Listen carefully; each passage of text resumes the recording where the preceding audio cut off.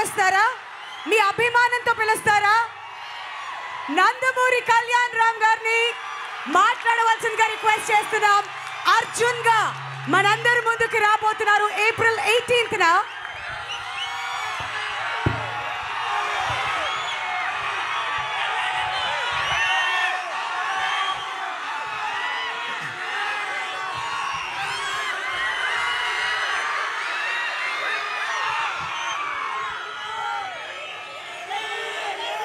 ముందుగా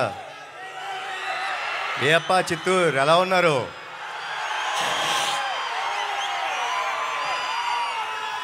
Shri Venkateswara engineering college and technologies మేనేజ్మెంట్కి, వాళ్ళ లెక్చరర్స్కి, ప్రొఫెసర్స్కి, ఇంత బ్యూటిఫుల్ స్టూడెంట్స్ అందరికీ, తిరుపతి నుంచి చిత్తూరు దాకా నా కోసం ప్రయాణించిన మా నందమూరి అభిమానులందరికీ love you all, love you all. మీ అందరికీ నేను జీవితాంతం రుణపడిపోయి ఉంటానండి. Thank you so much. ఈరోజు నేను వచ్చింది ఒక కాలేజ్కి. సో ఒక్కసారి ప్లీజ్ మీ అందరితోని ఒక చిన్న కథ షేర్ చేసుకుందాం అనుకుంటానండి. ఒక చిన్న కథ చెప్తాను, ఆ కథ వినండి. ఓ కుటుంబం ఉంది. ఆ కుటుంబంలో అమ్మ, నాన్న, ఓ 13-14 ఏళ్ళ పిల్లాడు.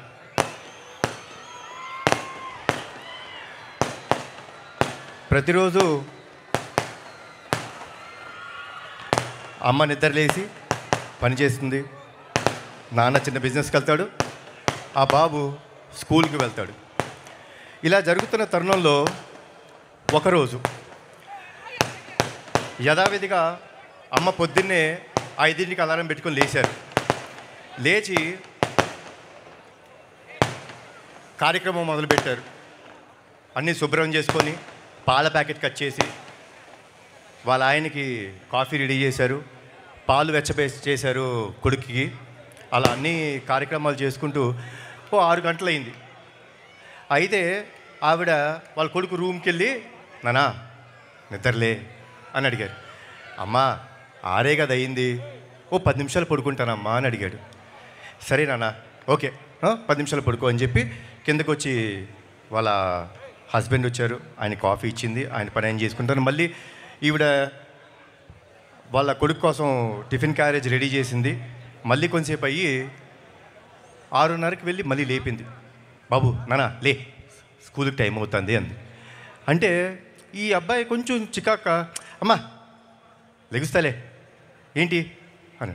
సరే సరే ఓకే, ఒక 5 నిమిషాల తర్వాత అని మళ్ళీ వెళ్ళారు. మళ్ళీ తన స్కూల్ బుక్స్ ఉన్నాయి, ఆ స్కూల్ బుక్స్ అన్ని ఆ బ్యాగ్లో పెట్టారు. తర్వాత తన షూస్ అవన్నీ ఉన్నాయి, తను పాలిష్ చేసి రెడీ చేసి పెట్టారు ఆవిడ. మళ్ళీ ఒక 6:30, 6:45 ఆ టైంలోకి వెళ్ళి, నాన్న లేనన్న టైం అయిపోతుంది, 6:45 అయిపోయింది, 7:30కి నీ బస్సు రెడీగా ఉంది అని చెప్పారు. అన్నప్పుడు ఏంటిది అమ్మా లెగుస్తా కదా బా అని అన్న వెంటనే వాళ్ళ అమ్మ పాల గ్లాస్ ఇచ్చారు, దాంట్లో బాదం పప్పులు వేసి. యాజ్ ఇట్ ఈజ్ ఈ పిల్లాడ పాల గ్లాస్ ఇది. ఏంటమ్మా ప్రతిరోజు ఇదే పాలు ఇదే బాదం పప్పులు వేసి ఇస్తావు? అయ్యా మా ఫ్రెండ్స్ అందరూ వాళ్ళు ఏం తాగుతారో తెలుసా, బూస్ట్, హార్లిక్స్ అవన్నీ తాగుతారు, లేకపోతే షుగర్ వేసి ఇస్తారు, షుగర్ లేకుండా ఇస్తున్నాం, ఏంటిది అని కొంచెం వాయిస్ రేజ్ చేసి మాట్లాడు. అమ్మ నవ్వుతూ, నానా ఇది నీ ఆరోగ్యానికి మంచిది, తాగు, గుడ్, రెడీ అయిపోయి వచ్చేసి కిందకి అని చెప్పానంటే సర్లే అని చెప్పేసి ఇసుగ్గా తాగాడు, స్నానం చేశాడు. అమ్మ ఇస్త్రీ చేసిన స్కూల్ యూనిఫామ్ పెట్టింది, వేసుకున్నాడు, కిందగా వచ్చాడు. వచ్చిన వెంటనే అలా బ్యాగ్ వేసుకున్న వెంటనే కొంచెం ఉంది. ఏంటమ్మా నువ్వు బ్యాగ్ సర్దావు, ఎందుకు అన్ని బుక్స్ పెడతావు? స్కూల్లో అందరూ ఫ్రెండ్స్ అందరూ నా టెక్స్ట్ బుక్స్ నా అన్నీ తీసుకుంటారు, ఊరికి అన్నీ సర్దేస్తావు. లేదన్నా నువ్వు చదువు మీద కాన్సన్ట్రేట్ చేయాలి, అందుకని అన్నీ సర్దాను అని నవ్వుతూ చెప్పారు అని అన్నాడు.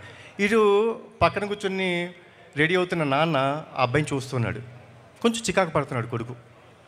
సరే అయిపోయిన తర్వాత ఇప్పుడు టిఫిన్ తింటాం కదా, అమ్మ వచ్చి యాజ్ ఇట్ ఈస్ పెసరట్టు తీసుకొచ్చి పెడుతుంటే ఏంటమ్మా పెసరట్టు, ఎప్పుడు పెసరట్టు ఇడ్లీ ఏనా, ఓ బ్రెడ్ జాము పెట్టవా?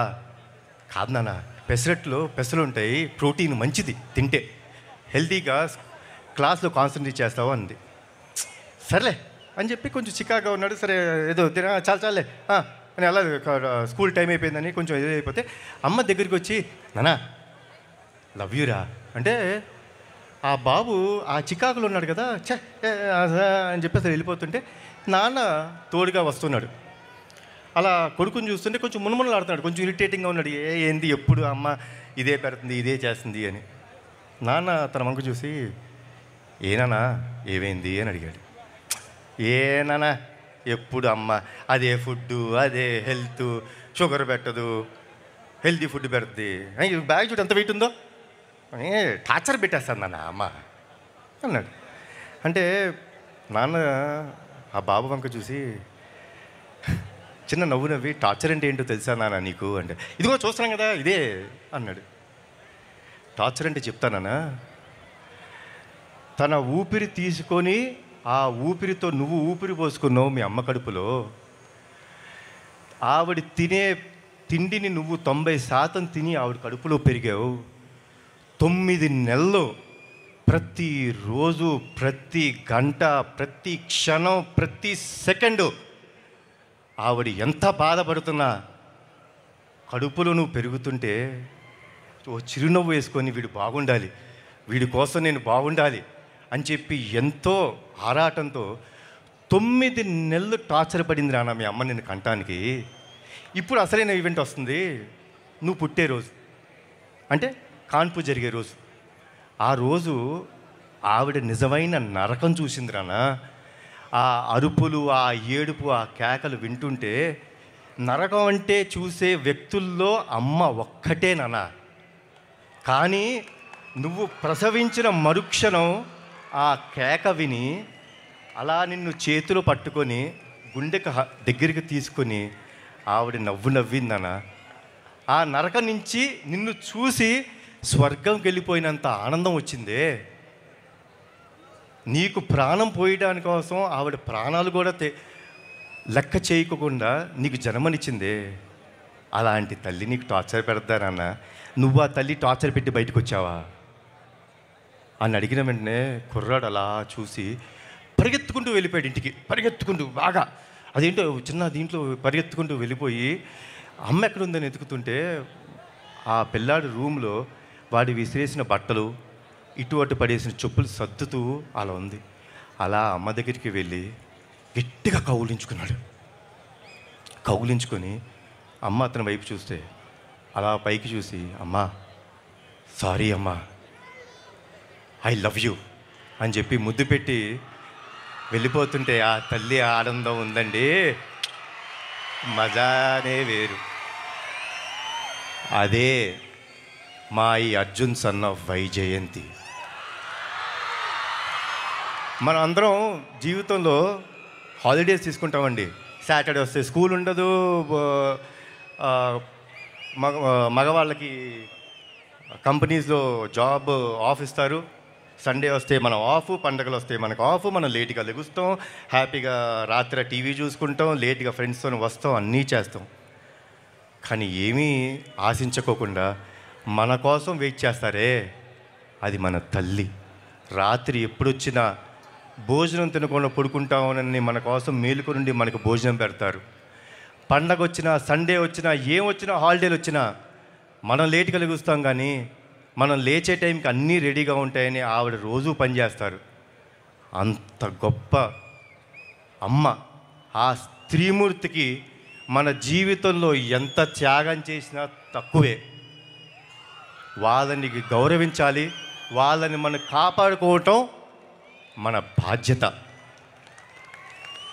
సో మీరందరూ స్కూల్ స్టూడెంట్స్, డెఫినెట్గా మన అమ్మలు ఏమైనా చేసినా, తల్లిదండ్రులు ఏమైనా చేసినా కొంచెం చికాకు పడతాం, కానీ పడద్దండి.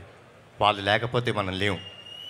ఈరోజు మనం వేసే ప్రతి అడుగు వాళ్ళు నేర్పింది, వాళ్ళు ఇచ్చిన జన్మ ఇది. మనం ఎప్పుడూ వాళ్ళకి రుణపడిపోయి ఉండాలి. And saying this all, college life is the best life enjoy చేసుకోండి స్టూడెంట్స్. ఈ లైఫ్ మళ్ళీ మనకి ఇంకోసారి రాదు. మీ ఫ్రెండ్స్ అన్నీ enjoy this every moment in the college. But be రెస్పాన్సిబుల్గా ఉండండి, బాధ్యతగా ఉండండి. ఎందుకంటే ఇక్కడ మీరు నేర్చుకునేదే రేపు మీకు లైఫ్లో అన్నీ నేర్పిస్తాయి. కాబట్టి be responsible and have a great life. Enjoy your life. Thanks a lot for everything. జోహార్ ఎన్టీఆర్, జోహార్ హరికృష్ణ, జై Hind. One last thing, sorry వేదికను అలంకరించిన పెద్దలందరికీ నా హృదయపూర్వక నమస్కారాలు అండ్ ధన్యవాదాలు. సో 12వ తారీఖు నాడు మా ప్రీ రిలీజ్ ఈవెంట్ ఉండబోతుందండి. ఆ రోజు తమ్ముడు వస్తాడు, మళ్ళీ అక్కడ మాట్లాడతాను. కాబట్టి మీ అందరికీ once again good night. Thanks a lot. And police department వాళ్ళకి థ్యాంక్స్ అలాట్ అండి. మీరు మాకు బాగా సహకరించారు, మమ్మల్ని అందరినీ చూసుకున్నారు. Thanks a lot. Bye, good night. Thank you so much Kalyan Ram గారు. అమ్మ గురించి ఇంతకంటే అందంగా ఇంకెవ్వరూ చెప్పలేరు.